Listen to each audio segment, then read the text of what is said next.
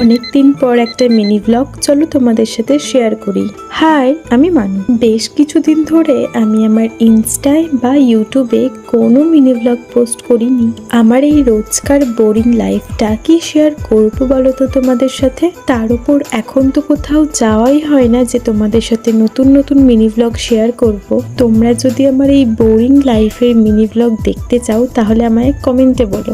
তো বেশ সকাল সকাল উঠে নিজের বিছানা গুছিয়ে চলে গিয়েছিলাম ব্রাশ করতে। তো তারপর ফেস ওয়াশ করে নিচ্ছিলাম। আর একদিকে আমার সকাল সকাল উঠতে দেখে একজন আমার পিছনে দেখো লাফালাফি করছে। তারপর তো এখানে টুকটাক স্কিন কেয়ার করে নিয়েছি। তো আমার ছোট্ট স্কিন কেয়ার কমপ্লিট করে চুল টুল বেঁধে নিলাম আমি। তার কিছুক্ষণ পর ব্রেকফাস্ট করেই আমি চলে গিয়েছিলাম স্নান করতে। স্নান করে এসেই তো আগে পুজোটা করে নিই, দেন আমার দুপুরে স্কিন কেয়ারটা কমপ্লিট করি। তারপর এসে ভাবি আজকের দুপুরে রান্নাটা আমি করব। মানে রান্না আমার মার আগেই হয়ে গেছিল, জাস্ট মাটনটা বাকি ছিল। তো যেমন ভাবা তেমন কাজ, লেগে পড়লাম রান্না করতে। আর একদিকে হচ্ছিল পটল ভাজা। আমি খুব একটা রান্না বান্না করতে পারি না, তবে ট্রাই করি। তো রান্না সেরে আজকে লাঞ্চটা করে নিই। দেখা হবে পরের মিনি ব্লগে। বাই।